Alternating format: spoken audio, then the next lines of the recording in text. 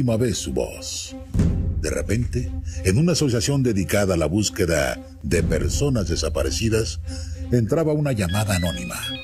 Al otro lado del teléfono se escuchaba un hombre con acento extranjero, quien decía conocer con mucha certeza qué le había pasado a Ana María y dónde podían encontrarla. ¿Sería que este denunciante anónimo tenía la clave para resolver el misterio? Intersos es una asociación que se dedica a colaborar en la búsqueda de personas desaparecidas, con la cual, pues, igual que con otras, tenemos una estrecha colaboración, y esta asociación recibe 2 llamadas anónimas en la que dan el nombre de Ana María Martos. El origen de la llamada era un país completamente lejano de donde se había producido la desaparición de Ana María. Se estaban comunicando desde Argentina. Dan el nombre de Ana María Martos, diciendo que había sido estafada, que había sido robada y que había sido asesinada. El denunciante anónimo les había dado un croquis del lugar en el que se encontraba Ana María. Ahora lo único que necesitaba hacer la policía era acudir a una finca cercana a Barcelona y cuya expropietaria era precisamente una mujer de nacionalidad argentina. Fue la llamada anónima la que le brindó a la policía española la primera pista de un caso que no parecía tener pies ni cabeza, de una mujer que en primera instancia había desaparecido por voluntad propia.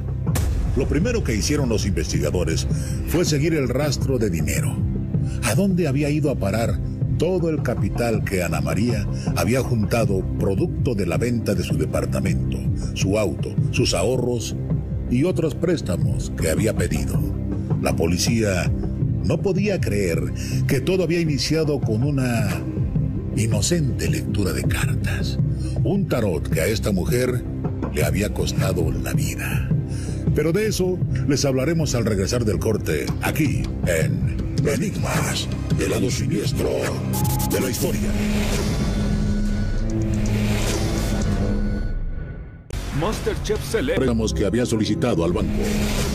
Él ya había pedido mucho dinero a los bancos y los investigadores descubren que todo ese dinero había ido a parar a un amigo argentino llamado Diego Felipo.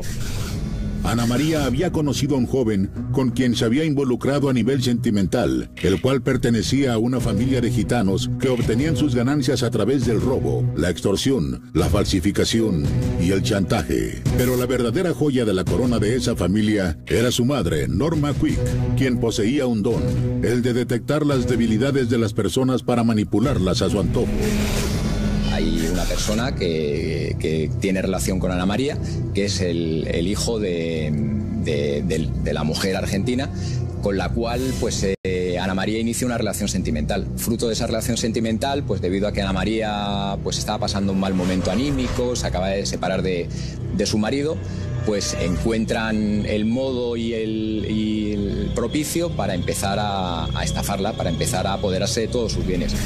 La policía había reunido evidencia suficiente a través de los movimientos bancarios como para solicitarle al juez una inspección a fondo de la propiedad, la cual se llevó a cabo acompañados de un georradar, un instrumento que les permitiría escudriñar por debajo de las piedras hasta el subsuelo, para descubrir si en la finca donde se suponía que estaba Ana María podían encontrar algo que fuera parecido a un cadáver. Ellos se desplazan a la finca con el georradar. El georradar les permite examinar el terreno metro a metro. Les indica en un momento dado que ahí abajo hay una irregularidad. Si bien se trataba de un terreno gigantesco, encontraron una irregularidad, una porción importante de tierra que estaba cubierta por toneladas de cemento y al fondo un cilindro que bien podría ser la última morada de Ana María, así que dieron paso a la excavación. Bueno, a las 10, 11 de la noche ya había un poco de nervios porque la orden de entrada parece ser que era hasta las 12 de la noche. Luego fue relativamente fácil localizar a la víctima, ¿no? Porque por las características de su situación, ¿no? Nosotros detectamos muy fácilmente que había un elemento exógeno circular, que podía ser un bidón o un elemento similar, que tenía aire en el interior, que tenía algún tipo de elemento también, que las señales electroquímicas eran muy fuertes, que luego resulta que fue cementos y hormigones, ¿no?, que habían metido, y que había señales claramente asociables a material osteológico en su interior. Todas las acusaciones apuntaban a un solo nombre: José María Tarrahuel, el dueño de la finca, una propiedad que, por cierto, le había cedido a Norma Quique, lo cual resultaba verdaderamente extraño para la policía. Sin embargo, las autoridades no tardaron mucho tiempo en dar con el presunto culpable, quien les brindó su versión de los hechos, la cual resultaba verdaderamente espeluznante. Tarragüel aseguró que 2 días después de la desaparición de Ana María, había ido a recoger a las 2 mujeres a la estación. Ella parecía como drogada. Tarragüel sopesa dejarlas en un hostal. Decide finalmente llevarlas a su domicilio e instalarlas en el garaje. Deja allí a las 2 mujeres. Dice que tras un rato escucha un fuerte golpe. Al volver, la víctima, Ana María, se encuentra en el suelo, envuelta en un charco de sangre. Norma la ha apuñalado.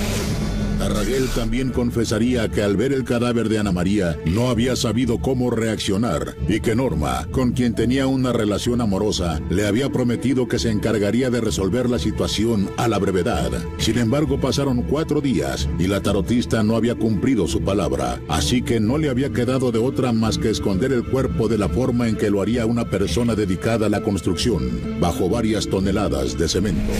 Mientras tanto, la tarotista y su hijo habían escapado a Argentina, pensando que ahí estarían a salvo, alejados del largo brazo de la justicia española, sin imaginarse que 9 años más tarde reabrirían el caso.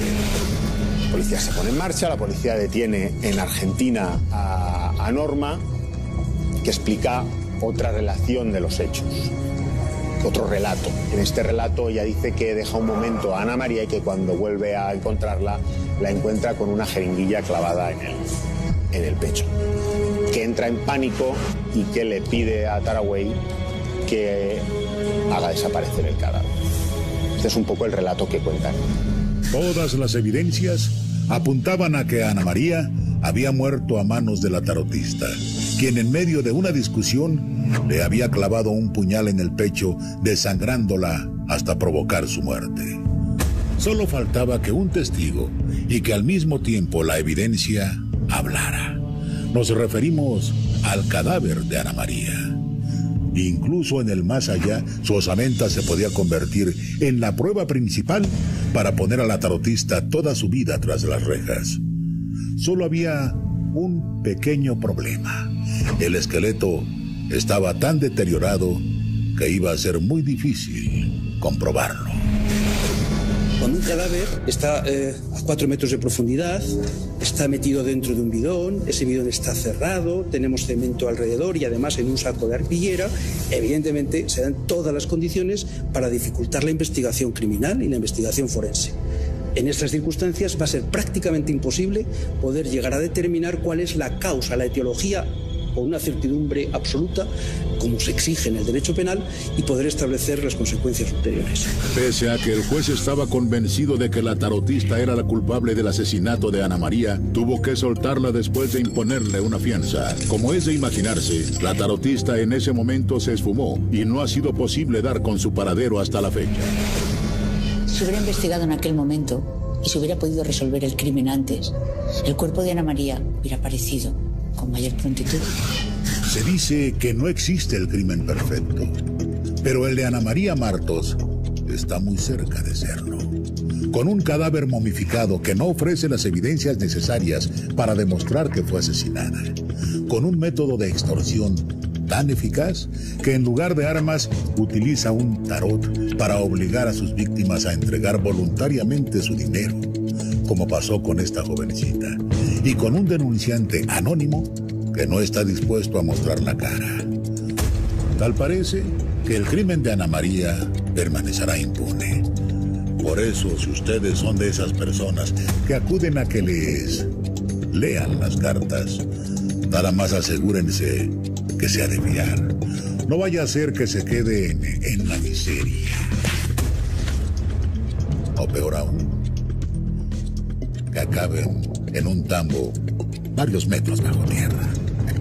No se vayan, porque al regresar hablaremos de uno de los grandes misterios del siglo XX, la muerte de Lady Di.